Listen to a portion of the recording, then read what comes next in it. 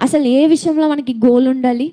2 విషయాలని నేను చెప్తానండి. నేనైతే 2 విషయాలని మొదటిది, నువ్వు నీ కుటుంబం పరలోకానికి చేరాలనే గోల్ ఉండాలి.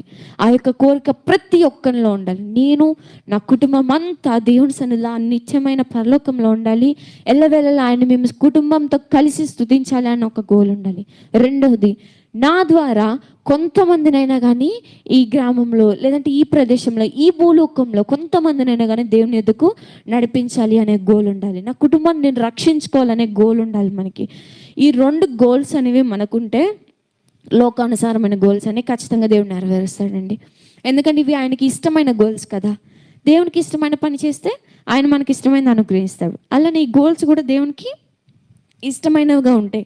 కాబట్టి ఆయనకి ఇష్టమైనవి మనం చేస్తే మనకిష్టమైనవి ఆయన చేస్తారు. కాబట్టి ఇక మీదట అయినా కానీ పాస్ట్ని వదిలేయండి, ఫ్యూచర్ కోసం ఆలోచిద్దాం. ఈ రోజు నుంచి స్టార్ట్ చేద్దాం, ప్రార్థన చేద్దాం, ఒబీడియన్స్గా ఉందాము. అది దేవుని సేవకులకైనా కానీ, దేవునికైనా కానీ, నీ ఇరుగు పొరుగు అయినా కానీ. నీకు మంచి చెప్పినప్పుడు ఒబీడియన్స్గా ఉండాలి, కానీ చెడు చెప్పినప్పుడు కాదండి. కొంతమందికి ఎలా ఉంటుందంటే తల్లిదండ్రులు చూసినట్టు బయట చూసినట్టు వాళ్ళు ఏం చెప్తారు, అరే అలా మాట్లాడరా, ఇలా మాట్లాడరా, బూతులు తిట్టరా అని చెప్పి కొంచెం చెడ్డగా చెప్తారు. కానీ అలాంటి విషయాల్లో కాదండి ఒబీడియన్స్ ఉండాల్సింది. మీకు తెలుసు ప్రతి ఒక్కరికి ఒక మైండ్ మెచ్యూరిటీ అనేది ఉంది. మనకు తెలుసు ఏది తప్పు ఏది కరెక్ట్ అని చెప్పేసి. ఆ కరెక్ట్ కోసం మీరు ఒబీడియన్స్గా ఉండండి, కానీ చెడు కోసం కాదు. ఎప్పుడైనా దేవుని పిల్లలు అనిపించుకోవడానికి సిద్ధంగా ఉండండి, కానీ అపవాది పిల్లలు, సాతాను పిల్లలు, దుష్టుని పిల్లలు, వీళ్ళు అలా వీళ్ళు ఇలా, వీళ్ళు చర్చికే పోతున్నారు కానీ వీళ్ళు అలా ఉంటున్నారు, ఇలా అలా వద్దు. మనకి అలా ఉండకూడదు. అది ఒక మంచి పేరు కాదు.